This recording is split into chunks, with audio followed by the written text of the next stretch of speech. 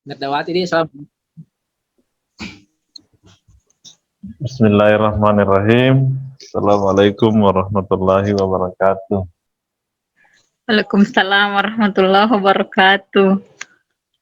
Alhamdulillah, puji syukur kita panjatkan dari Allah Subhanahu wa taala karena pada siang ini kita masih diberi kesehatan, kesempatan untuk kuliah. Ya, mata kuliah itu manajemen strategi Islam. Oke, pada kali ini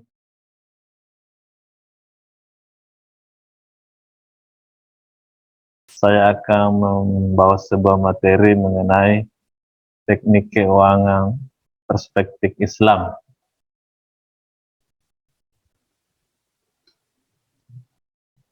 Istilah rekayasa keuangan atau teknik keuangan Islam itu sendiri memiliki banyak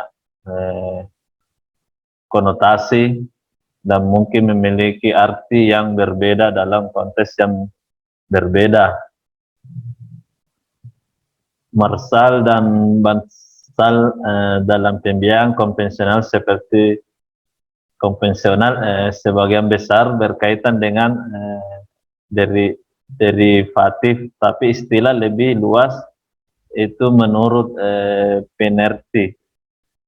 Rekayasa keuangan melibatkan desain, pengembangan dan implementasi instrumen dan proses keuangan yang inovatif dan perumusan solusi kreatif untuk masalah di bidang keuangan.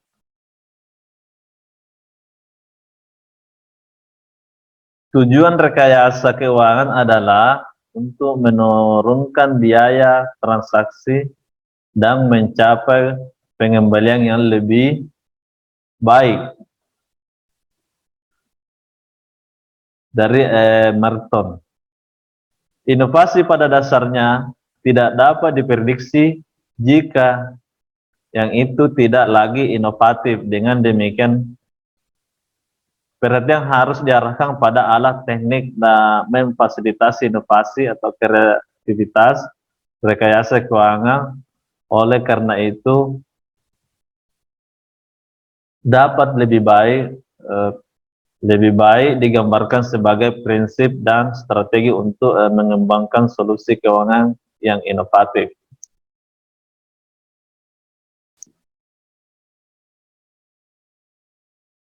Perbedaan antara alat untuk inovasi dan inovasi itu sendiri ditekankan oleh De Bono, ya. Dia menciptakan istilah pemikiran lateral untuk menggambarkan pemikiran strategi dan teknik yang memungkinkan dan mendorong kreativitas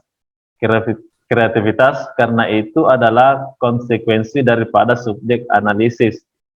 Demikian pula rekayasa keuangan harus memperhatikan alat dan teknik untuk mengembangkan instrumen kreatif dan produk inovatif.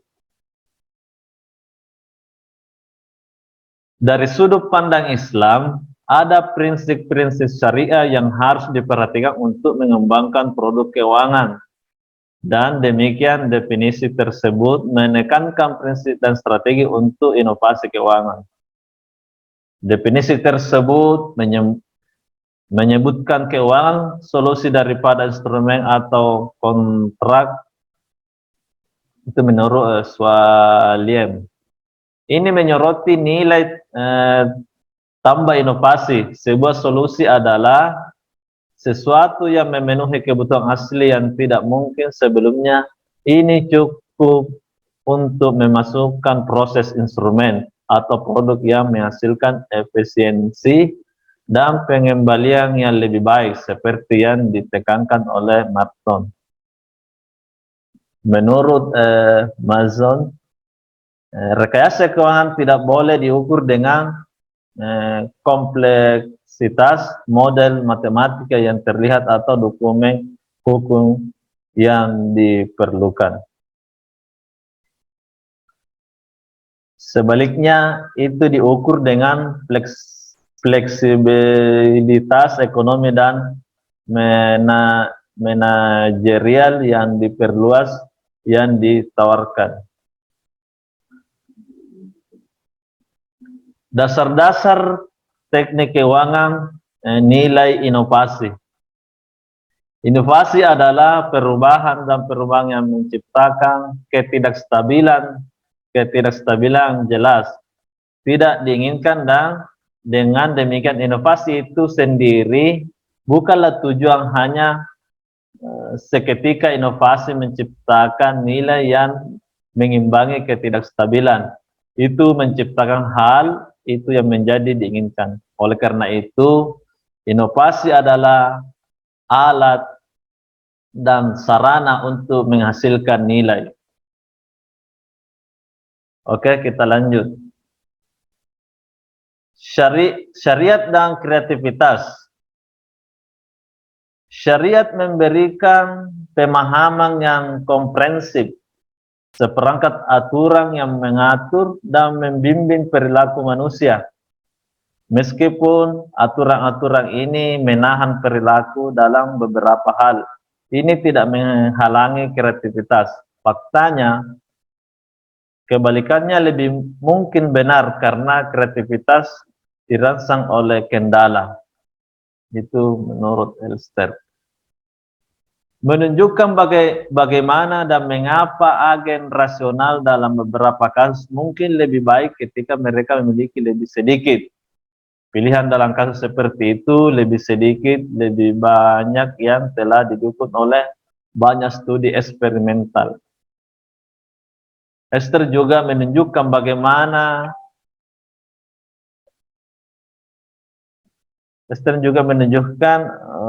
bagaimana seniman misalnya sengaja memiliki menahan diri agar lebih kreatif.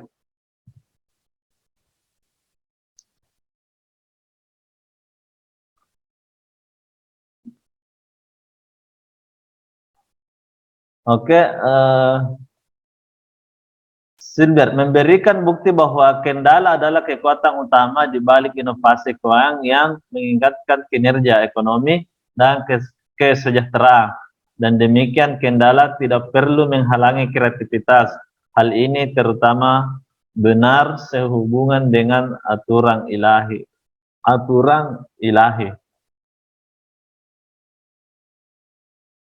Keputusan tersebut mensyaratkan kebijaksanaan tertinggi adalah Allah Subhanahu wa Ta'ala, dan ketatan mereka karena itu hanya akan mengingatkan kehidupan manusia.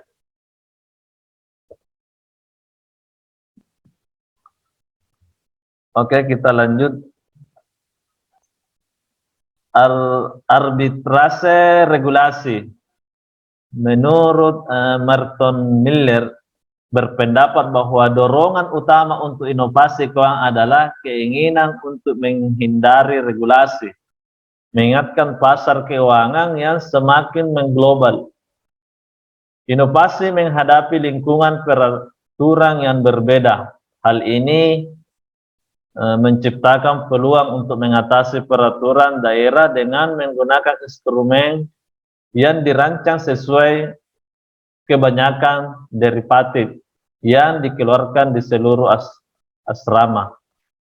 Pendukung pasar bebas secara khusus melihat peraturan yang menghambat efisiensi ekonomi, dan dengan demikian memandang menghindari peraturan melalui inovasi keuangan sebagai sarana untuk memulai efisiensi pasar. Ini mungkin relevan untuk peraturan usang atau buatan yang melayani sedikit atau tidak ada fungsi sosial. Namun regulasi pada prinsipnya memainkan peran penting dalam menstabilkan pasar dan meminimalkan bahaya sistemik.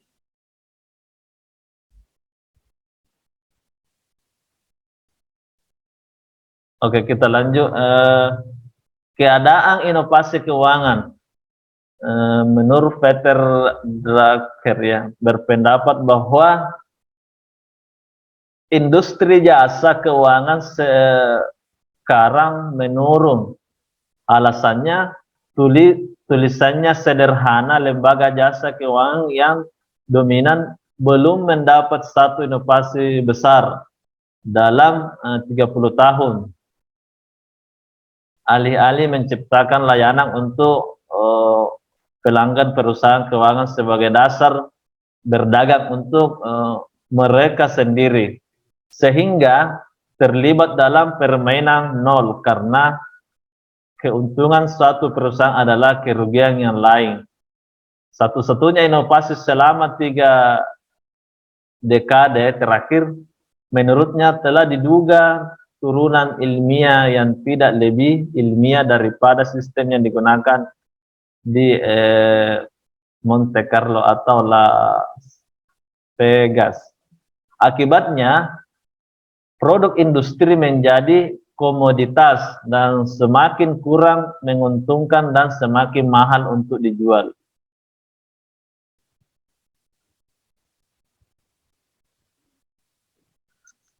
Oke, kita lanjut.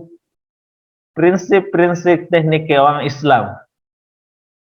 Dari perspektif Islam, kita dapat mengidentifikasi 4 prinsip untuk rekayasa keuangan.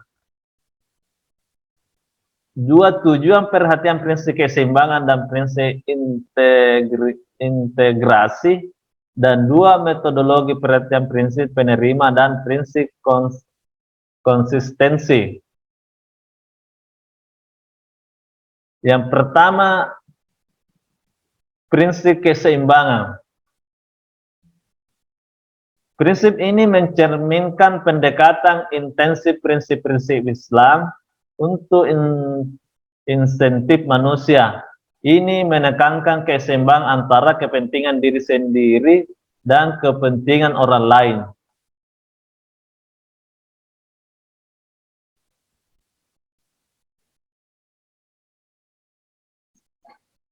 Antara kegiatan mencari untung dan nirlaba, antara hubungan kompetitif dan kerja, sama aturan Islam menarik batas-batas yang jelas dan tegas antara dua dominan, dan hasil mencapai keseimbangan internal dan keseimbangan antara keduanya.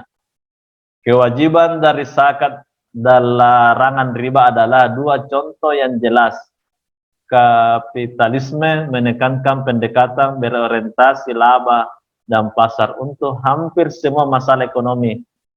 Komunisme di sisi lain bergantung terutama pada mekanisme non-profit untuk memecahkan masalah yang sama. Ekonomi Islam sebaliknya mengambil pendekatan yang seimbang,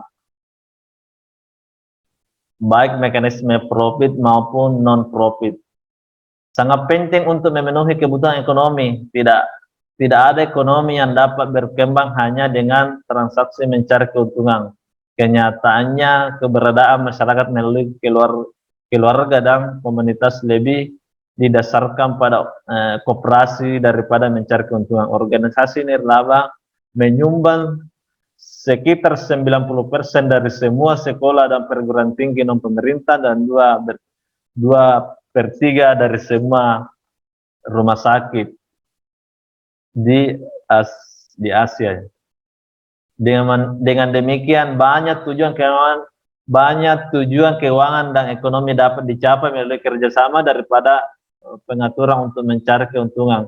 Contoh paling nyata adalah asuransi, sedangkan asuransi komersial adalah secara luas dianggap tidak dapat diterima dari sudut pandang syariah. Asuransi koperasi dan mutual diterima dengan suara bulat. Pengaturan koperasi bisa lebih efisien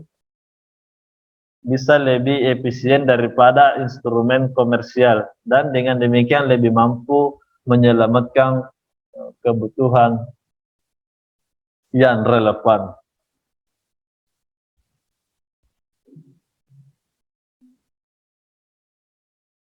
Ekonomi seperti diakui para ekonomi sejak lama adalah semacam